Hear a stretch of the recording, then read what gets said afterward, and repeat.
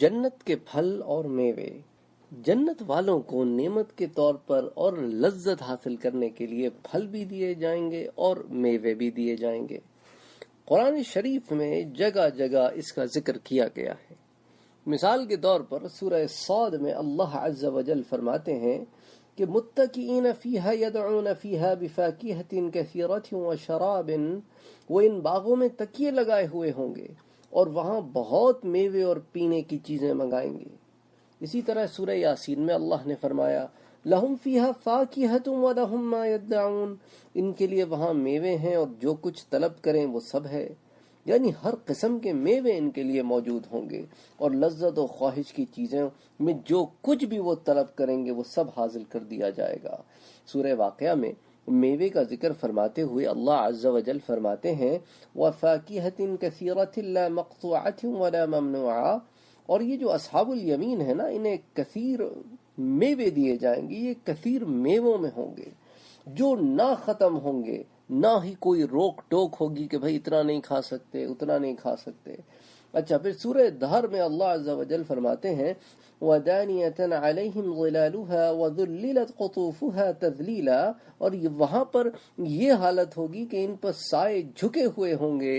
اور جنت کے پھل ان کے اختیار میں دے دیے جائیں گے۔ حضرت برا بن عازب رضی اللہ تعالی عنہ نے وَذُلِّلَتْ قُطُوفُهَا تَذْلِيلًا کا مطلب بتاتے ہوئے ارشاد فرمایا کہ بلا شبہ جنتی حضرات جنت کے پھل کھڑے اور بیٹھے اور لیٹے گویا ہر حالت میں کھائیں گے۔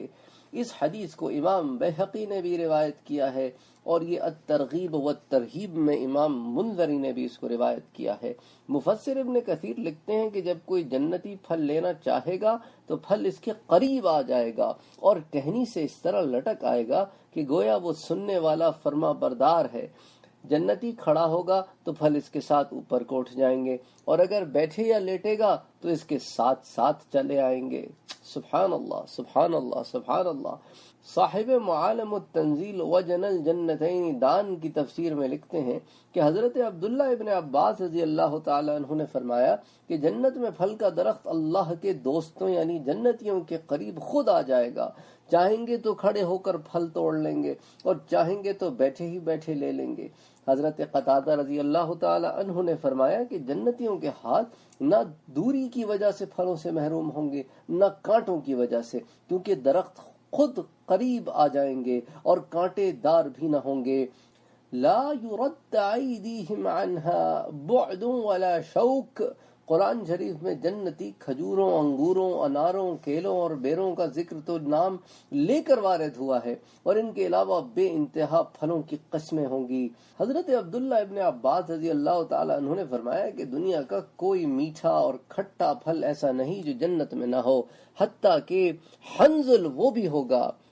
یعنی حنظل جو ہے وہ ایک ایسا پھل ہوتا ہے جو بہت کڑوا ہوتا ہے، سخت کڑوا پھل ہوتا ہے، مگر وہ وہاں پر میٹھا ہوگا، وہاں کڑوا نہیں ہوگا۔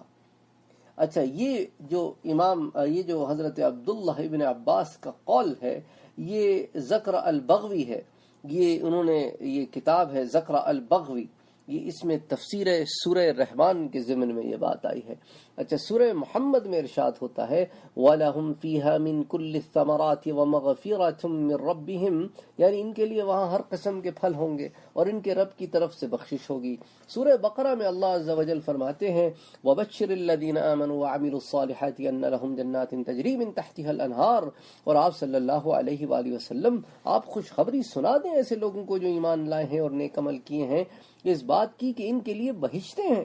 اور جن کے نیچے نہریں چلتی ہوں گی۔ کلما رزقوا منها من ثمرات رزقا قالوا هذا الذي رزقنا من قبل، جب بھی کوئی پھل ان بہشتوں میں سے ان کو کھانے کو ملے گا تو ہر بار کہیں گے یہ تو وہی ہے جو اس سے پہلے ہم کو مل چکا ہے۔ وَأُوتُوا بِهِ مُتَشَابِهًا، اور ان کے پاس شکل و صورت میں ملتے جلتے پھل لائے جائیں گے۔ وَلَهُمْ فِيهَا أَزْوَاجٌ مُطَهَّرَةٌ وَهُمْ فِيهَا خَالِدُونَ وَلَهُمْ فِيهَا أَزْوَاجٌ مُطَهَّرَةٌ وَهُمْ فِيهَا خَالِدُونَ، اور ان کے ہاں وہاں پاکیزہ بیویاں ہوں گی اور وہاں وہ ہمیشہ رہیں گے۔ صاحب بیان القرآن لکھتے ہیں کہ اکثر لطف کے واسطے ایسا ہوگا کہ دونوں بار کے پھلوں کی صورت ایک سی ہوگی، جس سے وہ یوں سمجھیں گے کہ یہ پہلی قسم کا ہی پھل ہے، مگر کھانے میں مزہ دوسرا ہوگا جس سے ان کا سرور اور بڑھ جائے گا۔ مفسر ابن کثیر نے اس کی تفسیر میں حضرت عبداللہ ابن عباس اور دیگر صحابہ سے یہ قول بھی نقل کیا ہے کہ جنتی حضرات پھل کی صورت دیکھ کر کہیں گے کہ یہ پھل تو ہم نے دنیا میں دیکھا ہے، لیکن جب اس کو کھائیں گے تو معلوم ہوگا کہ صرف شکل و صورت میں مشابہت ہے اور مزہ کچھ اور ہی ہے۔ مشکات شریف میں باب صلاۃ الخسوف میں بحوالہ بخاری و مسلم نقل کیا گیا ہے کہ حضور کے زمانے میں سورج گرہن ہو گیا، آپ نے گرہن کی نماز پڑھائی جو بہت لمبی نماز تھی، جب آپ نے سلام پھیرا تو سورج صاف ہو گیا، سلام کے بعد فرمایا کہ بلا شبہ سورج اور چاند اللہ کی نشانیوں میں سے ہیں، کسی کے مرنے جینے کی وجہ سے ان کو گرہن نہیں ہوتا، بس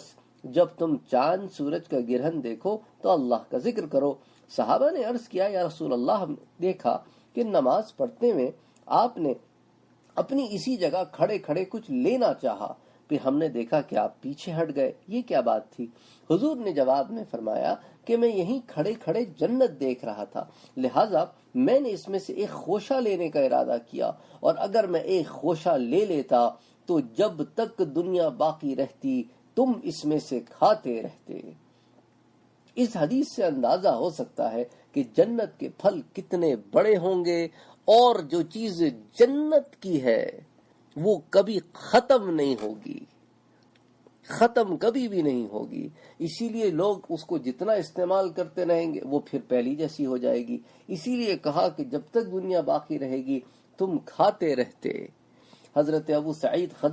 خدری رضی اللہ تعالی عنہ کا بیان ہے کہ رسول اکرم صلی اللہ علیہ وآلہ وسلم نے ارشاد فرمایا کہ میرے سامنے جنت پیش کی گئی تو میں نے تم کو دکھانے کے لیے انگوروں کا ایک خوشہ لینا چاہا، بس خدا کی حکمت ایسی ہوئی کہ میرے اور خوشے کے درمیان آڑ لگا دی گئی، لہٰذا میں نہ لے سکا۔ ایک شخص نے عرض کیا یا رسول اللہ، جنت کے انگور کے ایک دانے کا رس کس قدر ہوگا؟ فرمایا کہ تیری والدہ نے سب سے بڑا ڈول جو کبھی چمڑا کاٹ کر بنایا ہو اس کو ذہن میں لا کر غور کر لے، یعنی ایک دانے سے بہت بڑا ڈول بھر سکتا ہے۔ سبحان اللہ۔ اس حدیث کو الترغیب میں روایت کیا گیا ہے،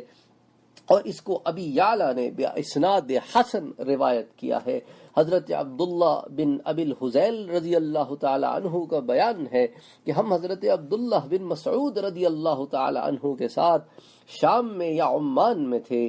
آپس میں جنت کا ذکر ہونے لگا تو حضرت عبداللہ نے فرمایا کہ بلا شبہ جنت کے انگوروں میں سے ایک انگور اتنا بڑا ہے جتنا دور یہاں سے صنعا شہر ہے۔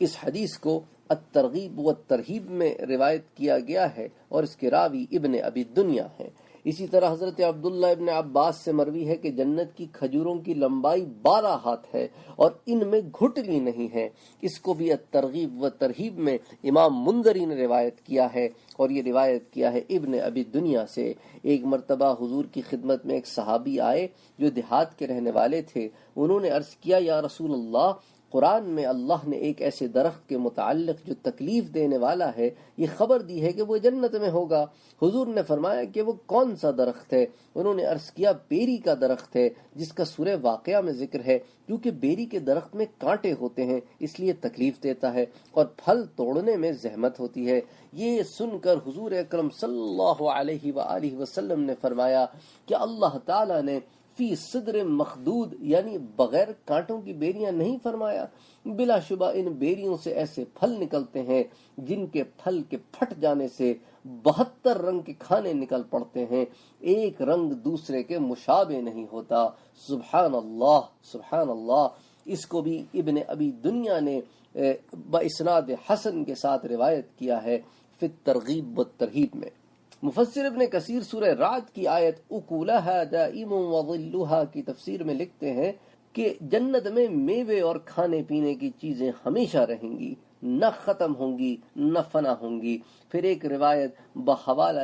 امام طبرانی کے نقل کی ہے کہ جب کوئی جنتی جنت سے پھل لے گا تو اس کی جگہ دوسرا پھل لگ جائے گا۔ سبحان اللہ، سبحان اللہ، سبحان اللہ۔ یہ تو جنت کے پھل اور میووں کا بیان ہے، اور جنت میں کتنی نعمتیں ہوں گی۔ اللہ عز و جل سے ہماری یہ التجا ہے، یہ درخواست ہے، یہ دعا ہے کہ باری تعالی ہم گناہ گاروں کو ان جنت میں داخل فرما، اور ہمارے گناہوں کو بخش دے، اور ہمارے حال پر رحم فرما۔ اللہم صلی علی سیدنا و حبیبنا و شفیعنا محمد صلی اللہ علیہ وسلم۔